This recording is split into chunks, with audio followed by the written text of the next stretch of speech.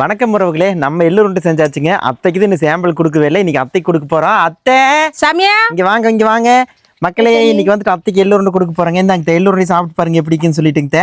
என்ன டேஸ்ட் இருக்குது, என்ன சமாச்சாரங்கிறது எல்லாமே நீங்க சொல்லணுங்க. சரிங்களா? சரி மக்களே, இங்க பாருங்க. பாப்பா இங்க வா சாமி. இங்க வாங்க, எள்ளுருண்டை சாப்பிட்டு பாருங்க. அத்தை பாப்பா கொண்டு கொடுங்க. எப்படிங்க தெரியுது எள்ளுருண்டை? எள்ளுருண்டை சூப்பரா இருக்கு. சூப்பரா இருக்குதாங்க. அந்த காலத்துல எங்க மாமியாவி இது செஞ்சு எங்களுக்கு பழக்கி விட்டாங்க. அங்கதான் செஞ்சு கொடுப்பாங்க அடிக்கடி. அதே மாதிரி டேஸ்ட் பக்குவம் எல்லாம் கரெக்டா இருக்கு. நல்லா டேஸ்டா இருக்கு. மக்களே, பனங்கருப்பட்டி போட்டு பண்றேங்க. ஏத்த அன்னைக்கெல்லாம் வந்துட்டு எள்ளு விதைச்சுட்டாத்த அந்த எள்ளுல தான் ஏதோ பண்ணிக்குவோம். எண்ணெய் ஆட்டி வச்சுக்குவீங்க. அதுக்கப்புறத்தை பண்ற மாதிரி இருந்தாலும் பலகாரம் எள்ளுலயே பண்ணிக்கிறது. கம்பு இதுதான் முக்கியமா பலகாரம் எங்களுக்கு. அப்போ அந்த காலத்துல அப்ப தினை அடிச்சு அதை முறுக்கு சுட்டு கொடுப்பாங்க. இவ்வளவுதான் சாமி. முறுக்கு, கம்பு மாவு, அப்புறம் எள்ளுருண்டை இதுதான் பண்றது. தட்டை பயிலையும் பண்ணுவாங்க, பாசி பயிலையும் பண்ணுவாங்க. அப்பெல்லாம் அதைத்தான் செஞ்சு கொடுப்பாங்க. இந்த மாதிரி எல்லாம் போய் இப்பாட்டெல்லாம் பலகாரம் இல்ல.